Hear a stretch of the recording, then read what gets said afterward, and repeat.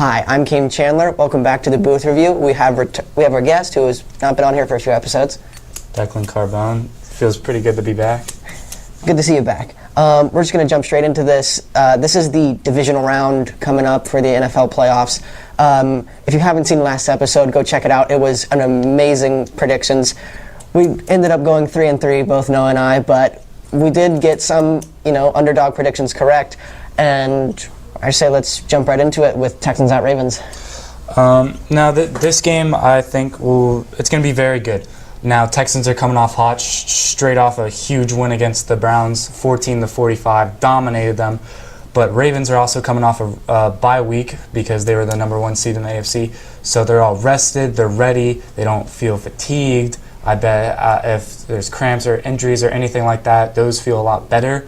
Now, honestly, I think this is going to be a tight game, but I'm going to go with the better pick, in my opinion. I think it'll be Ravens. I think it's going to be 17-24, regular time. It's going to be a very good game. I think it's going to be tight through the whole game, but I think Ravens are just going to pull out probably at the end. Yeah, I totally agree with the game being close. I said this last week about the Rams-Lions game. I think with these quarterbacks, and you have the best rookie quarterback in the league, and you can argue best quarterback since Lamar's going to win MVP, I think it's, regardless of what other stats occur in this game, I think if someone just looked at the box score of this game, I think whatever quarterback has a better looking box score is going to be the team that just barely wins. Yeah. But, I'm going to go with an underdog pick again. I took the Texans when they were at home versus the Browns, and I know they were at home, but they were still the underdogs, and then they blew out the Browns. I think both teams have a lot of, they can keen in on a lot of weaknesses, but I think the Texans are going to win, like a 31-27, around there. That's honestly a good pick. I just feel like the Texans are just a bit too young right now for anything major to happen. It'd be outstanding to see him in the AFC Championship, but yeah. Packers-Niners. Yeah, Packers-Niners. That's our second Saturday game. This one is going to be very interesting because there's a rivalry there. It's not the NFC Championship, but the Packers cannot win games versus the 49ers in the playoffs. The past few years, whether the team has played good or not, or in that one of those years when the Packers didn't do good on offense or defense, but neither did the Niners, but the Niners were able to score, I think, 2 touchdowns on special teams. But I think these are both brand new teams. The 49ers less so. Jordan Love just ripped apart the Cowboys defense, and the Cowboys ripped their offense apart themselves. But, the Packers defense throughout the year, some games they've looked really good, some games they've looked really bad. And against the 49ers offense, they're going to have to look really good if they even want a chance at winning.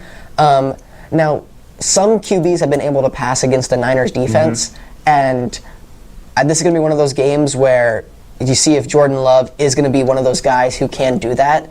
Jordan Love and CJ Stroud had almost the exact same stat line in their first playoff games. This is I don't know.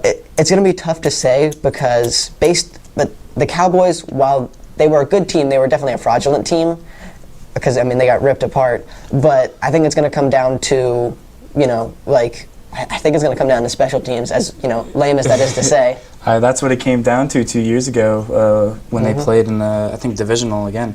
Now, it's like you're saying, it's Jordan. It depends on Jordan Love. If Jordan Love is on this game, I feel like he's slinging that ball, he's giving it to his targets, then they're going to score a lot. But this Niners defense, I don't know if that line will be able to hold Nick Bosa. He hasn't had the best. He's had a very good year, but it really depends, I feel like, on the defense for both teams. And like you said, it might even come down to special teams at the very end there. Yeah. I feel like it really holds on the defense, especially with the Packers against, the Niners offense, which is incredible and has so many people on there. Definitely, I feel like a big scorer here will probably be CMC. I don't know if the Packers can necessarily stop that. I definitely think we'll see a surprise here, and I'd love to take the Packers, but honestly, I think I'm going to have to take the Niners in this game. Yeah, You know what? I'm going to take a second underdog again. Wow. I took the Texans. And Wow. What is it? Part of me likes this matchup. This Packers team does feel different, and the Niners finished the year about as weak as you could. They scraped their way to a playoff bye week, but Kyle Shanahan did say he was preparing for this game at the second quarter in the Packers-Cowboys game, because the game was over at that point. But I think, like you said, the wide receivers and cornerback matchups are going to be important, because the Niners do have very good cornerbacks, and the Packers have the youngest wide receiver core in the league with 23, 22, and 22. But they're so fast. They are pretty fast. I'm going to give my final prediction as, I don't know. I think the defenses will force turnovers. Mm-hmm. I think they're going to also result in a lot of yards for both teams when they don't force those turnovers. So I'm going to go 28-24 Packers. I'll go 30-20. I think Niners will. I think they'll hold it out. So right. I think 30-20. Now to our first Sunday night game, which a game I am really excited for is Buccaneers at Lions. When we really start to break down these teams are very, very similar. They both had written off high draft QBs. Both of these teams' defenses they've been good rushing defenses, but their pass defenses have been pretty bad. Both of these teams have scraped and clawed for playoff wins. The Lions did. The Buccaneers kind of just washed the Eagles out. But both of these quarterbacks have weapons on field. Jared Goff, he's got Jahmyr Gibbs, Amon-Ra, Jameson Williams, Sam Laporta, and then you can't forget that Baker has Mike Evans and Chris Godwin and Rashad White, and even Cade Otton, who's kind of coming into his own. This game is going to come down to the quarterback matchups, because both of these teams have bad passing defenses, and with these passing defenses, you cannot allow a few big plays. One or two big plays in the playoffs can slam the door shut for your season. And, I'm kind of in that mood today. I'm going to take my third underdog. I think the Buccaneers, based on how their team is, I think they're going to air it out way more. And while I think they're going to provide more risk, I think if even one of those long passes gets caught, I think the Buccaneers will squeak it out by like a field goal. Yeah. It's as we saw on Monday night. The Bucs just came out.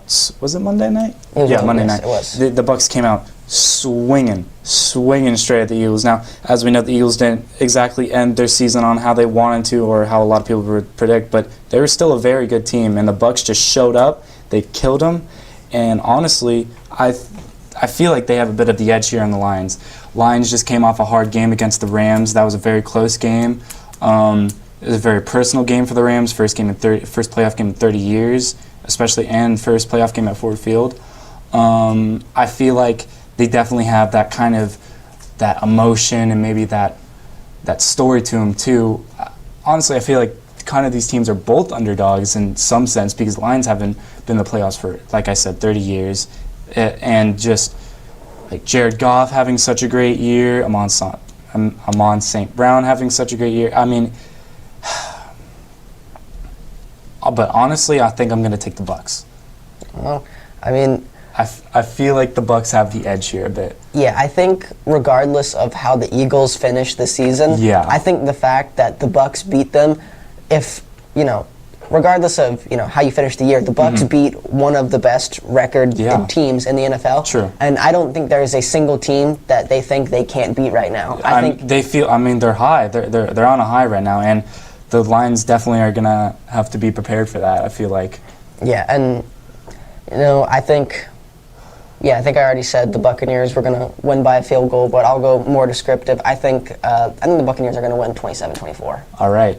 I think score will probably be. Yeah, I agree with you on that. I'll go 20-23. I think they're going to win by a field goal. It'll come down to that. Now we move on to the last game of Sunday, last game of the divisional round. Chiefs at Bills. This is a big game, probably the game of the weekend. Now, as we saw 2 years ago, that incredible game with the Chiefs versus Bills, like just a slant, and how amazing it was. Bills coming off a great game against the Steelers, absolutely dominated them. Chiefs coming out against a big win against the Dolphins, it was just easy for them. It was freezing though. It was fourth coldest game in the NFL. Yeah, it was up there. A 50 mile per hour wind. Now it's different now. They're in Buffalo though. They don't have that home advantage like they did 2 years ago. They're in Buffalo. This is going to be big. Chiefs haven't had the greatest season. Bills didn't have the greatest start, and they finished off very strong, I feel like. Now, definitely, it's going to come for the Bills defense. They're going to have to shut off Travis Kelce. I feel like they can handle Pacheco, and honestly, their pass game isn't the greatest. I think as of right now, Travis Kelce is taking a back seat, and I think the Bills are going to have to send all their attention towards Rashid Rice. Yeah, that's a good point. He just had 180 yards, something like that. Yeah, it depends. Exactly. It depends where Kelce is, how he's playing. If he comes and he's going to be more laid back, focus on that passing. For the Chiefs, honestly, it's their offense. Their defense, I feel, have been pretty good this season. Yeah, but statistically, they have the second best defense. Statistically, they have the second best total defense. But that Bills offense is crazy. You cannot stop Josh Allen. The only thing I'll say to that is a lot of these times, a lot of the games that the Bills lost early on in the season was against really good defenses. And I'm not saying that only Josh Allen struggles to really good defenses, because every quarterback does. But I think in this scenario where the Chiefs' offense and Bills' offense was kind of neck and neck, but the Chiefs' defense was significantly better against better teams in terms of defense.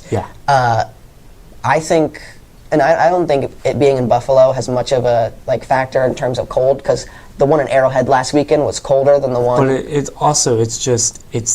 it's how you feel there. It's true. Like you can't just think that players are just robots that just try to do and see if they get it right or not. It's also their people. It depends. How do they feel? Especially Rashid Rice. He's a rookie. He's had an amazing year, a great year as a rookie. But it also depends. How is he going to feel? First divisional round. He's a rookie. He's in Buffalo, which is a hard place to play in, especially if you're a rival team, which is definitely with the Chiefs and Bills. It's going to be a great game, and I'm going to take it 30-36. Bills, I think it'll be an overtime win. I don't think it'll go quite to overtime. I think, as much as I think at first that this game is going to be within 5 points and it's going to be that, back and forth, I think the Chiefs are going to win. Wow. But I think what's going to happen is that instead of seeing whose offense is better, it's going to come down to whose defense is better. And I think the Chiefs are going to put up at least 30 points. And I think whether it's on the final play of the game or final drive or whatever, I think the Chiefs defense is going to slam the door on the Bills with the ball in their hands. And I'm going to say 35-28 Chiefs. I guess we'll see then. Yep. We'll see y'all next week. Thank you. This has been the Booth Review. I'm Kane Chandler. I'm Declan Carbone. See you next week.